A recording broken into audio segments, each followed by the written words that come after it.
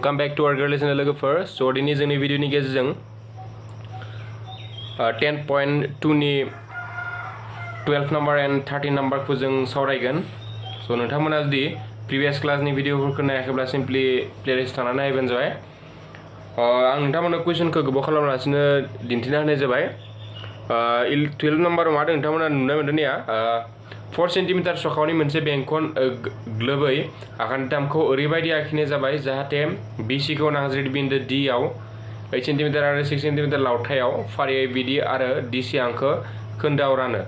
AB आरो AC आखान्थिखौ दिहुन जोङो AB आरो AC आखान्थिनि मानखौ जोंखौ दिहुननो होदों आरो बे सावगारिया नै बायदि होनाय दङ आरोना थ' आं गोबाव खालामालासिनो डायग्रामजों नोंथांमोनखौ एसे बुजायदोंसै थ' नै मोनसे कुइसनखौ खालामनायाव जों हिरन्स फर्मुलाखौ मिन्थिनो नांगोन आरो बे हिरन्स फर्मुलाखौ नोंथांमोना क्लास 9 आव जुदि मोजां मेथ्सखौ जुदि फरायदोंब्ला बेवहाय नोंथांमोना बे चेप्टार 12 आव हिरन्स फर्मुलानि मोनसे चेप्टार दंमोन बेवहाय नोंथांमोना फरायखादों अब्लाबो आं निउ रिभाइज बायदियै एसे बुजायनो हागोन सिन्था खालामनाङा एक्सारसाइज 10.2 कुइसन नम्बर मा नैबे कुइसन नम्बर 12 थ' आं सावगारिखौ आखिना लाग्रोनोसै थ' मोनसे बेंखन आखिग्रोबाय आङो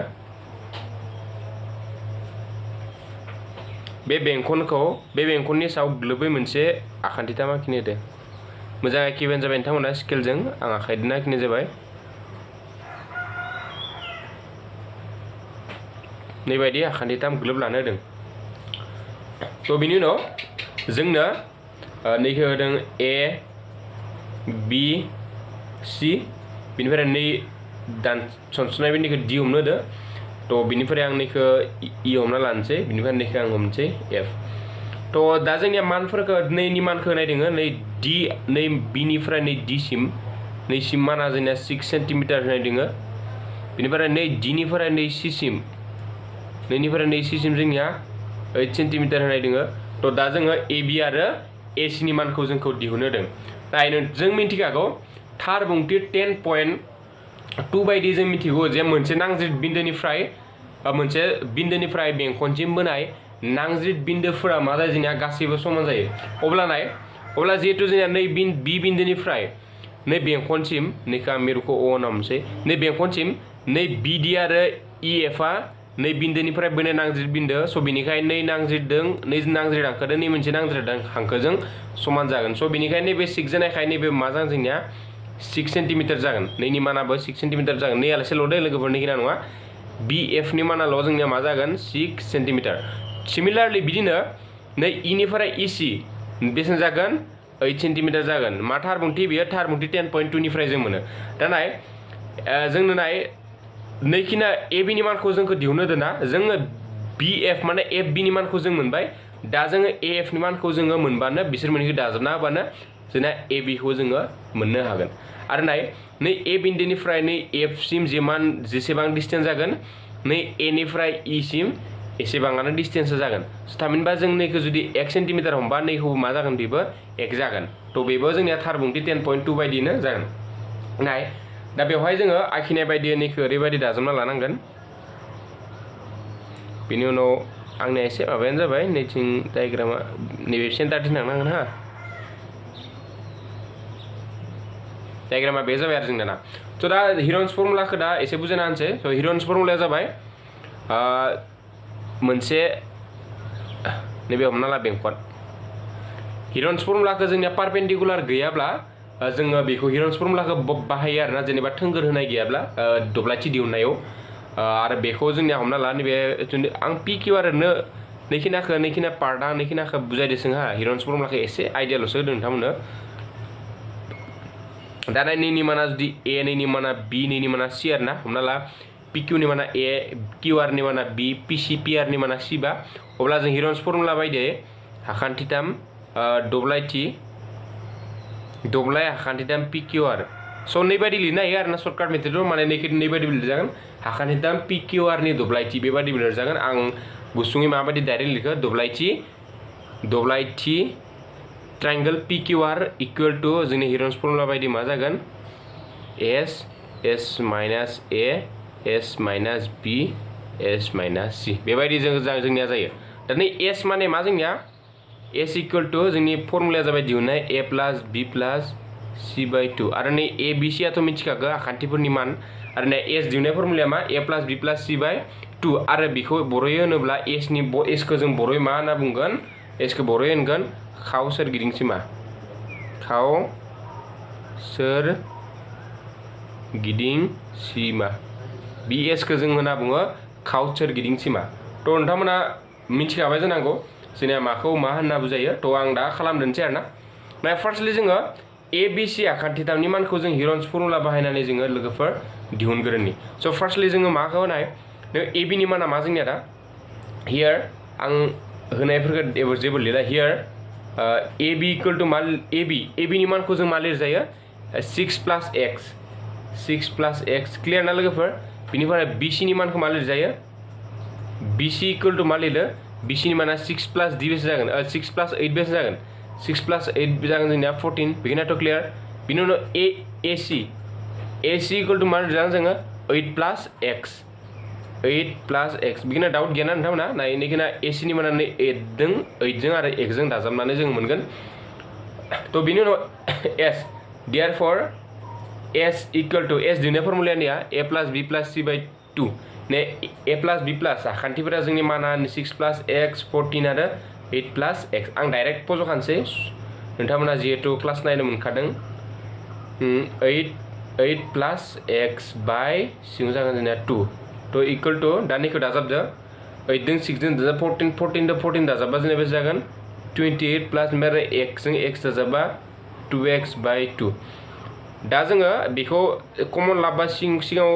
2 कमन लाबा मा जागोन नैबे निबाय जागोन आरो कमन लानायनि मिनिङा जाबाय नै 2 जों बे 2 जों दाननो कारने स' थामहिनबा जों s नि मानखौ बेसेबां मोनखो s नि मानखौ जों मोनबाय 14 प्लस x बेबायदि जों मोनबाय क्लियर स' therefore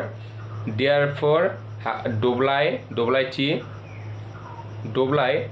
आखान्थिथाम a b c थ' नाय therefore दब्लाय आखान्थिथाम a b c दा a b c दब्लायनि मानखौ जोङो दा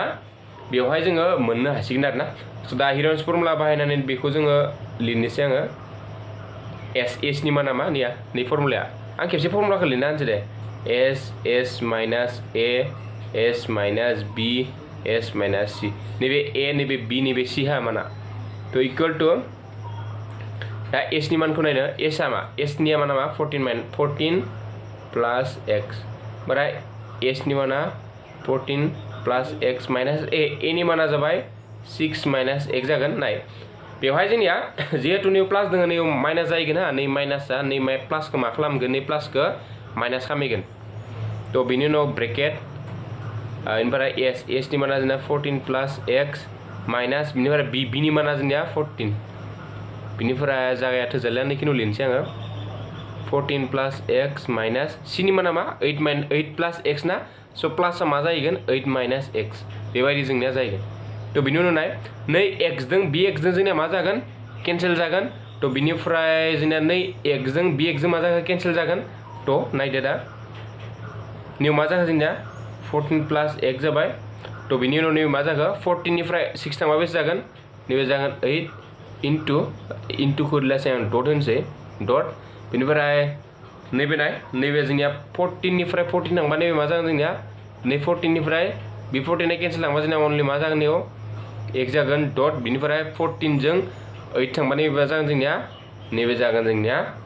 6 बेखिनियाथ' क्लियार लोगोफोर थ' दा मा मोनखो 8x n बेफोर नैबे मा जाखो जोंनिया 6 थ' दा सानजाब लायनोसै खेबसे 8 जों 6 जों सानजाबाय जोंनिया 8 into 6 48 नैबे जाखो नैबे 48x निफ्राय नैबे 14 प्लस नै मा जाखो जोंनिया x जाबाय थ' दा जों बेबायदि मोनबाय क्लियार थ' दा बेनि उनाव नायदो बेनि उनावहाय जों नाय हाखान्थिथा दब्लाय जों दब्लायथिनि फर्मुलाखौ जोङो मेनलि आरो मा मोनो जेनेरेल फर्मुलाया मा दब्लायथि आखान्थिथामनि फर्मुलाया हाफ इन्टु हासा इन्टु थोंगोर थ' बेबायदि थ' दा जों नाय बेवहाय o b c माने o नैबे अना लोगोफोर o b c थामहिनबा आं गोजादो एसे आखिना होबा नोंथाङा बुजिनो गोरलै जागोन बेनिफ्राय o नैबे b नैबे बी नैबे सी नैनि दब्लायथिखौ जों माबायदि लिरनो हायो स' नैबे थोंगोरना नैबे ट'ना माबायदि लिरनो हायो नैखे आं होनोसै 1 नाम्बार होनानै बेखौ दब्लाय ट्रायंगल OBC ट्रायंगल OBC नि दब्लायखौ जों मा लिरनो हायो हाफ इनटु जौथाया माबे जोंनिया जौथाया OD ओमफ्राय हासाया मा जोंनिया BC ओमफ्राय नायदो लिरदो OD नि माना बेसेबां जोंनिया लोगोफोर OD नि माना जोंनिया 4 जोंखौ मा लानो होदों बेवहायनो होदों जे बेंखननि सख'आ बेसेबां 4 होनदों नालाय स' नै OD आ जोंना बेंखननि सख' नालाय OD नि जायगायाव जों मा लिरगोन 4 बिनि BC नि माना मा 6 + 8 बेसेबां 14 नैबे नै थांबाय 2 बिनिफ्राय इदो थांजाबाय बेसेबां मोनखो जोंनिया 20 थिग बिदिनो दब्लाय जों लागोन OAC थामहिनबा गोजादो आखिना लायनोसै आङो नै नैबे OAC निया नैबे नै मोनसे आखान्थिथामनि दब्लायथि थ' बेवहाय जोंना थोंगोरा माबे नैबे OE आ थ' बेखौ आं माबायदि लिरगोन triangle OAC equal to half into OE into AC equal to half into OE नि मानाथ' 4 खा इखौ मिथियाव जोङो ओमफ्राय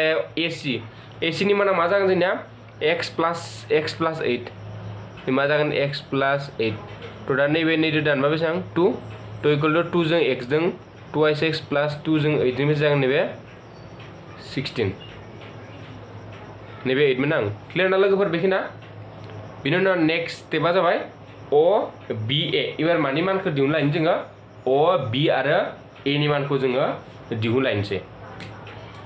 एबारनिया OBA नैबे थोंगोरा नैबे जागोन एखे आरो ना दब्लाय ट्रायंगल OAB बा OBA equal to half into OF into AB equal to half into OF नि माना बेसेबां OF नि माना 4 ओमफ्राय AB नि माना जागोन 6 + x नैबे 2 जों 6 दो बेसेबां जागोन जोंनिया सानजाबा 2 6 12 + 2 जों x जों 2x थ' बेबायदि जाबाय थ' दा नाय नै मोनसे दब्लायथिनि मानखौ जों मा मोनखो 28 बिनिफ्राय नै मोनसेनिखौ जों मोनबाय 2x + 16 बिनिफ्राय नै मोनसेनिखौ मोनबाय जोङो 12 + 2x थ' बेखिनि लासै क्लियार लोगोफोर दा जोङो मा दिन्थिनो हायो नाय जों नै टटेल दब्लायथि इकुवेल टु जों मा लिरनो हायो लोगोफोर नै मोनसे दब्लायथिखौ जों दाजाबबा जों गासै आखान्थिथामनि दब्लायथिखौ मोनगोन थ' नाय अब्ला जोंना माबायदि लिरजागोन जोङो दब्लाय ABC इकुवेल टु दब्लाय ट्रायंगल OBC प्लास दब्लाय ट्रायंगल OAC प्लास दब्लाय ट्रायंगल OAB थ' आं पेजखौ उल्थायनानै खालामना होनोसै जिहेतु जोंना जागाया थोजालिया थ' आं पेजखौ उल्थायनोसै लोगोफोर थ' बेयाव आं आद्रा थानायखौ नैयाव खालामना होनोसै थ' आं लिरनोसै therefore बेखौ ओरै बोना लानोसै दब्लाय ट्रायंगल ABC इक्वल टु थ' दा दब्लाय ट्रायंगल ABC इक्वल टु जों मा लिरनो हायो आं डायग्रामखौ फिन नोंथांमोनखौ नेनाय दब्लाय ट्रायंगल ABC इक्वल टु नै मोनसे माने OBC दब्लाय आखान्थिथामनि दब्लायथि प्लास दब्लाय ट्रायंगल COA नि ओमफ्राय ट्रायंगल OAB नि बेखिना गासै दब्लाय आखान्थिथाम मोनथामनि दाजाब गासैखौ जोङो दाजाबबा जों मा मोनगोन ABC नि दब्लाय टटेलखौ मोनगोन थ' दा आं लिरनोसै इक्वल टु दब्लाय OBC दब्लाय आखान्थिथाम OBC प्लास दब्लाय आखान्थिथाम ओमफ्राय मा OAC बिनिफ्राय लास्ट मोनसे मा दब्लाय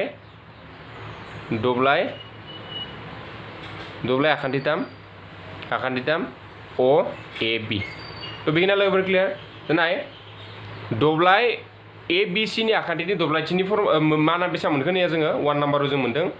48x 14 प्लस x मा मोनखो जोङो 48x root over 14 plus x equal to दब्लाय ट्रायंगल ओबीसी नि माना बेसेबां दानि बावैसो मोनदों 28 मोनदों बेखौ नैबे जाबाय जोंनिया 28 प्लस बिनिफ्राय नैनिया मा बेसेबां माना ओएसी नि माना जाबाय 2sx प्लस 16 2sx प्लस 16 ओमफ्राय प्लस नैनिया जाबाय जोंनिया 12 प्लस 2sx 12 प्लस 2x जोङो मोनबाय तो दा इमप्लाइ जे नाय 48 खौ जों मा लिरनो हायो 48 खौ जों लिरनो हायो 8 16 इनटू बेसेबां लिरनो हायो जोङो नाय 16 जो जोङो 3 सानजाबबा जों बेसेबां मोनो 48 मोनो लोगोफोर 16 जो 3 सानजाबबा जों मा होनो 48 मोनो आरो 16 खौ जों मा लिरनो हायो 4 स्क्वायर जों लिरनो हायो तो थामहिनबा जों मा लिरनो हायो 48 नि जायगायाव 4 स्क्वायर सानजाब 3x 14 प्लस x आंनि नै बायदि माने खालामखो आङो 4 खौ माने बायजोआव दिहुननो हागोन आङो स्क्वायर खालामबा तो बेनिखाय आङो 4 स्क्वायर हमना लाबाय तो मा जाखोनाय 4 स्क्वायर 16 जागोन 16 to 3 आ 48 बेखौनो जोङो मोनफिनगोन आरोना तो इक्वल टू दा नैजों बेजों जों दाजाबनिसै दाजाबा मा जायनाय 28 16 बिनिफ्राय आरो मोनसेया मा 12 सो नै मा जागोन दा 14 15 16 2 3 4 5 जे बेसेबां मोनखो 56 प्लस 2x मा दाजाबा नै दों बिदिनो दाजाबा मा जागोन 4x तो दा नैखौ लोगोफोर बायजो दिहुनबा 4 जाबाय नैबे सिङाव मा थाखो दा थाइज x 14 प्लस x आं बेखौ दिहुननायनि रिजनखौ नोंथांमोन दा दिन्थिनोसै नै 4 खौ बायजोआव दिहुननायनि रिजनानो जाबाय आङो बैथिंनि 4 दों बिदों आङो दानगोन आरोना एबार नायदो 14 प्लस x इक्वल टू नाय इनिफ्राय जोङो 4 सिङाव लाबबा जों निउ मा थागोन निउ थागोन 4 24 जानांगोन ना निउ 6 जागोन 16 नाय 16 56 को रानदेसेनि मादों 4 जों 4 1 4 निउ 16 जागोन होनबाना नैबे 4 माने नैया निउ मा जायो जोंनिया 1 4 जायो प्लस नैबे x आनो थागोन 14x थागोन नाय अब्ला जों नै 4 जों मा जागोन जोंनिया केन्सेल जाबाय सो इमप्लाइज दैट इबारनिखौ आङो बर्ग खालामनानै लुटोबारखौ खोमोरनो हासिगोन मानोना जोंनिया उन्दै जाहैबाय मानफोरा तो दा नैबे मा जाखो 14 प्लस x सो आं बेखौ मा खालामखो होल स्क्वायर खालामना हाबाय दा होल स्क्वायर खालामबा नैबे जोंनिया लुटोबारा गैया जाबाय निउ मा थागोन थाइज x 14 प्लस x थाबाय बेवहाय तो इक्वल टू दा नैखौ होल स्क्वायर खालामदो नैबे 14 square plus 2 dot 14 dot x इनिफ्राय नैबे प्लस x स्क्वायर तो इमप्लाइज दैट निखौ सानजाबदो थाइज 3 जों इखौ सानजाबदो माबादो सानजाबदो 3 4 12 3 1 3 3 जों 1 जों 42x plus 33x square equal to 14 सानजाबाय जायो नायदो 16 4 1 4 5 1 4 4 1 दा 6 9 1 बेसेबां मोनखो जोङो 196 प्लस नैदो सानजाबा नैखौ मोनगोन 28x प्लस x स्क्वायर गासैखौबो नै साइडथिं लाना फै मा होनदों बिथिं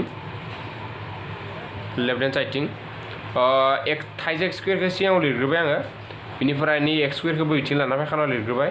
प्लस ओमफ्राय 42x नैखौ बिथिं लाबा मा जागोन minus 28x minus 196 equal to 0 सो इमप्लाइज दैट इनिफ्राय बेखौ थांबा मा जागोन जोंना 2x स्क्वायर प्लस 42 निफ्राय 28 थांबा जायो नायदो 28 12 निफ्राय 8 थांबा 4 बेनिफ्राय नै 3 जागोन ना बे दा नै 3 निफ्राय 2 थांबा 1 दिनै मा थागोन नैबे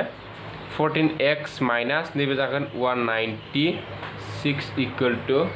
0 जाहैबाय आरोना तो नाथाय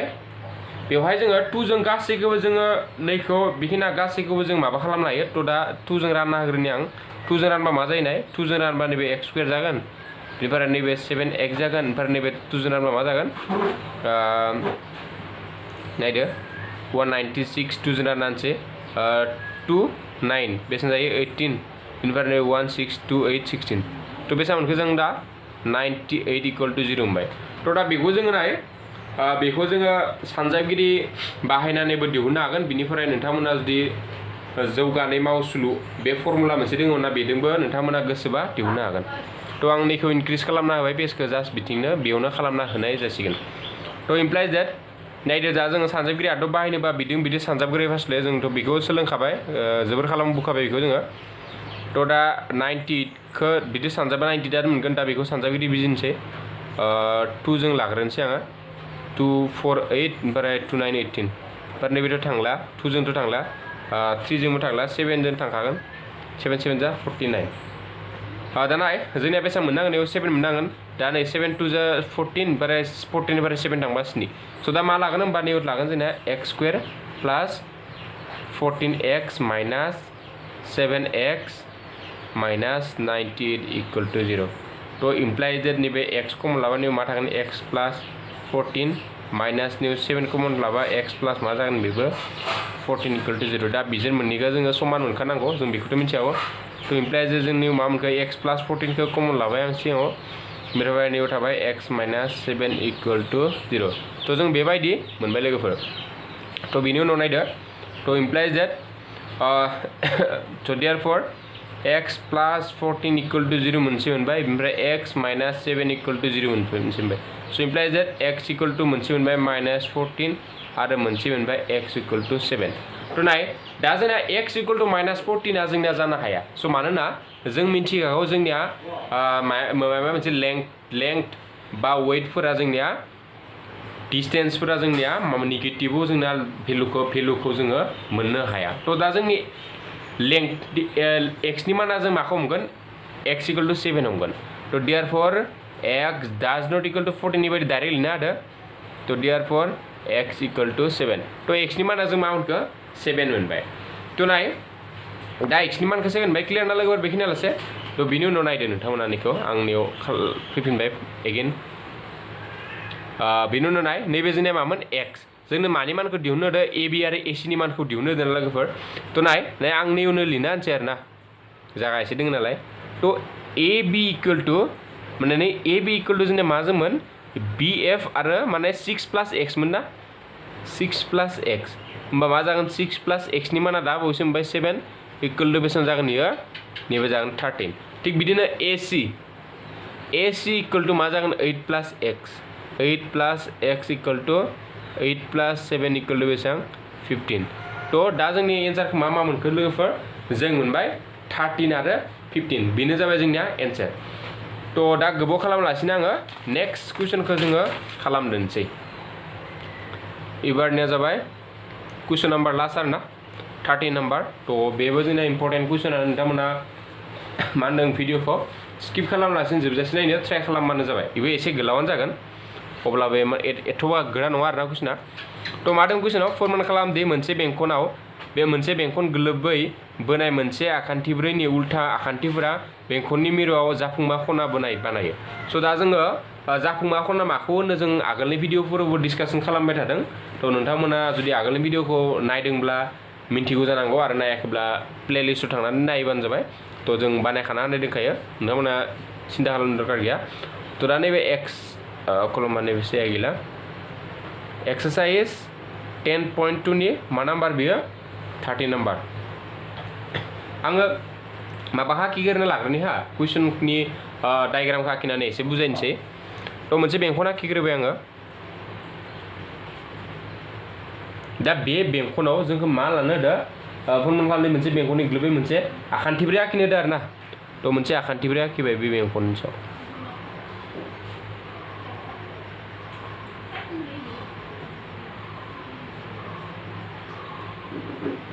बेबायदि मोनसे आखान्थिब्रै आखिबाय बेखौ आं हरबाय ए बि सि डि होबाय द' आं नोंथांमोनखौ बुजायबा नोंथांमोना हमनो हाखागोन नैखौ एस होबाय नैखौ आर होबाय नैखौ किउ होबाय ओमफ्राय नैखौ पि होबाय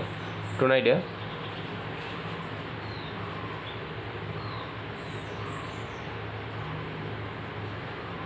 नैखौ आं दाजाबनाय जाबाय थ' नाय नै कुइसनाव जोंखौ मा खालामनो होदो जे फोरमान खालामदि मोनसे बेंखन ग्लोब बोनाय मोनसे आखान्थिब्रैया उल्था आखान्थिफोरा बेंखननि मिरुआव जाफुंमा खना बोनाय माने उल्था आखान्थिफोरा मा नै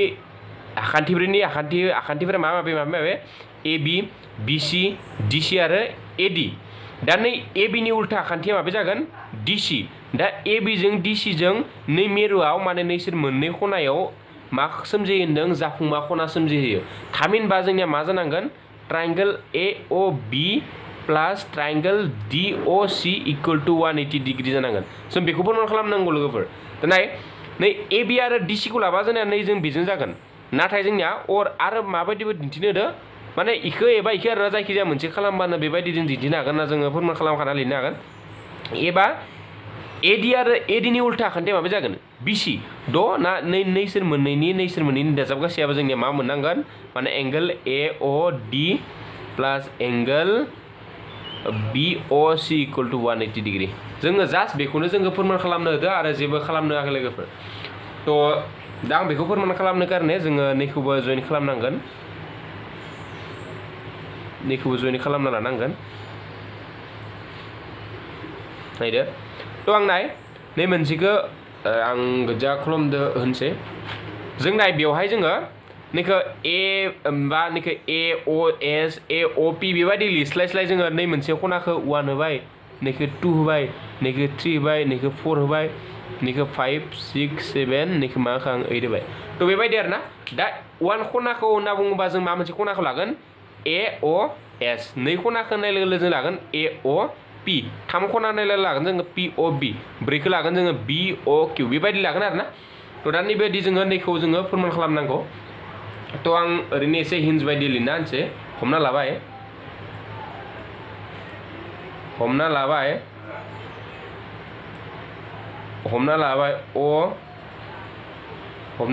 O मेरु गोनां ABCD आ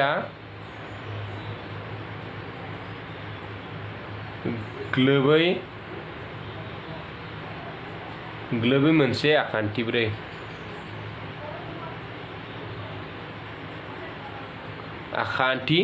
बेखिना क्लियार ना लोगोफोर फोरमान खालामनांगौदि बा दिन्थिनांगौदि फोरमान खालामनांगौदि एबा दिन्थिनो नांगौदि बेनिखिनियानो आरोना triangle angle AOB equal to angle DOC equal to 180 degree एबा और नै मोनसे आरोना angle AOD plus angle BOC equal to 180 degree जोङो बेखिनिखौ दिन्थिनो नांगौ थ' दा फोरमान खालामदोंसै आङो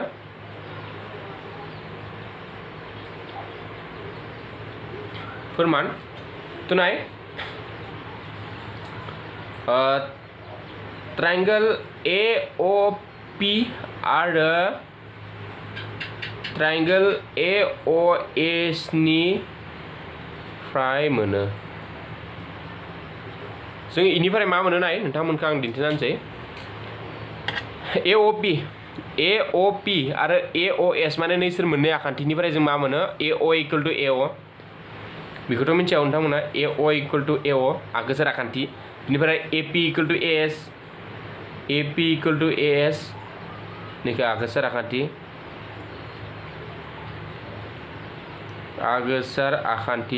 ओमफ्राय नैबे मा थार मुंथि मानिफ्राय मोनो इखौ थार मुंथि 10.2 मानोना मोनसे बायजो बिन्दुनिफ्राय बेंखनथि बोनाय नांज्रिद हांखोफोरा समान नै AP जों AS जों समान बिनिफ्राय POSO जागोन जोंनिया PO जों माबे समान SO जों समान मानोना बियो जोंनिया बेंखननि सखाव स' देयारफर जोंना मा जाखो देयारफर ट्रायंगल AOP मा जाखो माबा जाबाय आरोना गोरोबलि जाबाय मा ट्रायंगल AOP आरो AOS आरो मा रुल बायदि जाखो बियो साइड रुल बायदि नायनि बे साइड रुल बायदि बेबायदि जाहैबाय थ' दा बिनि उनाव देयारफर जों CPCT बायदि मानि लायो एंगल 1 इक्वल टू एंगल 8 दा नैबे 1 आरो 2 जागोन 1 जों 2 जों जोंनिया समान थ' नाय 1 जों 2 जों जोंनिया मानो समान जागोन CPCT रुल बायदि जों लिरनो हाखायो थ' बेखौथ' नोंथांमोनखौ आं बुजायाबाबो दा जाखासिगोन थ' नैखौ मा लिरनाय आं CPCT नैखौ आं होबाय 1 नाम्बार नाय सिमिलारलि जों मा लिरनो हायो लोगोफोर सिमिलारलि जोङो नैसोर मोननै जुदि आखान्थिखौ लायोब्ला जों मा लिरनो हायो बिनिखायनो आङो थिग बिदिनो होनना लिरनो हाखागोन आरोना थिग बिदिनो एबा सिमिलारलि जों मा लिरनो हायो एंगल 3 इक्वल टू एंगल 4 नैखौ आं होबाय मा 2 नाम्बार नाय नोंथांमोना जुदि नै 1 आरो 2 खौ समान दिन्थिनाय बायदि जुदि 3 आरो 4 खौबो दिन्थिनो थाङोबा 5 आरो 6 खौबो दिन्थिनो थाङोबा 7 आरो 8 खौबो दिन्थिनो थाङोबा नोंथांमोना नैबायदि गासैखौबो एस माबा बायदि नोंथांमोना नैखिनाखौ गासैबो लिरनांगोन थ' बेबायदि नोंथांमोना लिरनो गोनांथि गैया थिग बिदिनो एबा सिमिलारलि होननानै लिरनानै 3 आरो 4 खौ डाइरेक्ट नैबायदि नोंथांमोना लिरबाबो जेबो प्रब्लेम जाया थ' बिनि उनाव मानिनाय जों नै 5 जों 6 जों समान जागोन बिदिनो 5 = 6 नैबे 4 नाम्बार नैबे 3 नाम्बार बेनिफ्राय बिदिनो 7 जों नैबे मा 8 नैबे मा नाम्बार 4 नाम्बार बेखिना लासै क्लियार ना नैखिना जोंना ओरैनोमोन हा बेनो आं दानि बुजायदोंमोन थ' आं बिनि उनाव नैनि उनाव नैथिं लिरनोसै लोगोफोर थ' एसे जायगा दङ नै सिङाव लिरनोसै आङो नै सिङाव बिनि उनाव बिथिं लिरगोन नैयाव लिरनोसै थ' जों मा मिथिगौ हाखान्थिब्रैयानो जा माबायानो जा जों नाय बै बेंखनाव नैबे बेसेबां डिग्री थायो जोंनिया नैबे बेसेबां डिग्री थायो बेयाव जोंना टटेल बेसेबां डिग्री थायो 360 डिग्री थ' जों मा लिरनो हायो angle 1 plus angle 2 plus angle 3 plus angle 4 plus angle 5 plus angle 6 plus angle 7 plus angle 8 = बेसेबां जायो जोंनिया 360 जायो बेवहाय बा हियर बेबायदि लिरजागोन आरो नोंथाङा हियर ना लिरबानो बुजिखागोन सारमोना जे नैखिना गासैनिबो 1 2 3 4 5 6 7 8 बेखिना खनानि दाजाबगासेया जोंना बेसेबां जायो 360 जायो नाय जोंनो जिहेतु नै खनाजों आरो नै खनाजों जिहेतु जों उल्थाखौ दिन्थिनांगौ एबा नै खनाजों नै खना थ' बिनिखायनो जोङो 2 आरो 3 खौ लाखिनांगोन बिनिफ्राय 7 आरो 6 खौ लाखिनांगोन अब्लासो जोङो नै खनाखौ बे खनाखौ मोनगोन थ' नाय होमबा जोङो 1 नि जायगायाव जों मा लिरनो हागोन 2 नैनिफ्राय नै 1 नि जायगायाव मा लिरगोन लोगोफोर बै 1 नि जायगायाव एंगल 2 लिरबाय बेनिफ्राय जोंनो 2 खौ नांगौ 2 खौ लाखिबाय बेनिफ्राय नै 3 खौ नांगौ 3 खौ लाखिबाय जोङो बिनिफ्राय नै 4 नि जायगायाव जों मा लायो नैया 3 4 नि जायगायाव जों 3 लिरनो हायो बिनिफ्राय जोंनो 5 खौ नाङा जोंनो स' जों 6 खौ लाखिगोन एबार नै 5 नि जायगायाव आं मा लिरगोन 5 नि जायगायाव आं 6 लिरगोन 6 आ 6 आनो लाखिबाय थ' 7 नि जायगायाव आं मा लिरगोन 7 खौ नांगौ नालाय 7 खौ लाखिबाय ओमफ्राय 8 नि जायगायाव आं मा लिरगोन 8 नि जायगायाव आङो 7 लिरगोन बुजिना लोगोफोर जोंनो माखौ नांगौ आंनि मोनसेखौ दिन्थिग्रोनो नागिरदों थ' बेनिखाय आं बेखिनिखौ लाखिनाय जाबाय नोंथाङा जुदि नै मोनसेखौ दिन्थिनांगौबा नों नै मोनसेखौ जुदि दिन्थिनो गोसोबा नोङो 1 खौ 8 खौ लाखिनांगोन ओमफ्राय 3 खौ जों 4 खौ जों लाखिनो नांगोन बे नोंनि सायाव डिपेन्ड खालामगोन आरोना थ' बिनि उनाव आं नैथिं लिरगोनसै एंगल 2 मोननै जाहैबाय ना थ' मा जाखो 2 एंगल 2 जाहैबाय प्लास 3 आबो मोननै जाबाय बेनिफ्राय नै मा जागोन 2 एंगल 3 बिनिफ्राय 6 आबो मोननै ओमफ्राय बेबो मा जागोन 2 एंगल 6 ओमफ्राय 7 आ मोननै 2 एंगल 7 = 360 डिग्री थ' इमप्लाइज देट गासै 2 खौ आं सिगाङाव लाबोबाय ओमफ्राय नैयाव मा थाखो 2 खौ सिगाङाव लाबोबा नैयाव मा थाखो एंगल 2 प्लास एंगल 3 प्लास आरो नेगेटिभबो खालामनो हागोन एक्सट्राबो दिन्नो हागोन बिनिफ्राय आं गासैखौ लाबोबाय हा लोगोफोर नैखौ आं बिदि होबाय ओमफ्राय नैखौ एक्सट्रा दोनखाय आरो नै एक्सट्रा मोननैखौ आं एक्सट्रा खालामखाबाय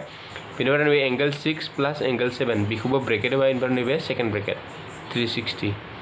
बिनिफ्राय नै 2 खौ इथिं लांखाबाय बेनिफ्राय नाय 2 खौ इथिंथ' नैथिं लायखाबाय देसन 360 ओमफ्राय 2 खौ नै माने नै सिगां कमन लानाय 2 खौ बिथिं लांखाबाय आङो बेनिफ्राय नै √2 सरि एंगल 2 एंगल 3 नै एंगल 2 जों एंगल 3 जों लोगो नांनानै जों मा खनाखौ दिन्थिनो हायो एंगल AOB नैनि जायगायाव जों मा लायो एंगल AOB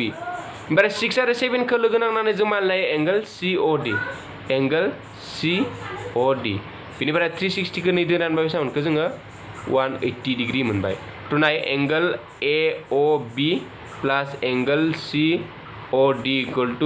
180 डिग्री बा जों दिन्थिनो हायो होननानै एखौबो लिरनो हादो एंगल AO आं जागाथो जायैखाय बिदिनो लिरनो हाबाय डाइरेक्टनो angle BOC = 180 degree proof hence proof होननानै लिरनो हाबानो जाबाय आरोना बेबायदि लास्टआव बेयालासे लिरबानो नोंथाङा फुल मार्क्सखौ मोननो हागोन थ' नै भिडिअनि गेजेरजों जों बेखिनिखौनो सावरायबाय थ' नैबे जोंनिया लास्ट कुइसनमोन आरोना 10.2 नि थ' नै चेप्टारनि जुदि माबाफोर नोंथांमोना सोंनो दङब्ला WhatsApp ग्रुपावबो सोंहरनो हागोन आरो कमेन्टनि थ्रुजोंबो नोंथाङा जायखिजाया सोंहरबानो जाबाय जों नोंथांमोननो फिननायखौ थाबैनो होनो थाखाय थियारि जाखाना दङ थ' भिडिअखौ मोजां मोनदोंब्ला लाइक होनो बावनो नाङा लाइक होबानो जाबाय आरो लोगोफोरनो हायोब्ला सोरबा लोगो दंब्ला शेयार खालामजोलायबानो जाबाय थ' गोजोनथों लोगोफोर बाय बाय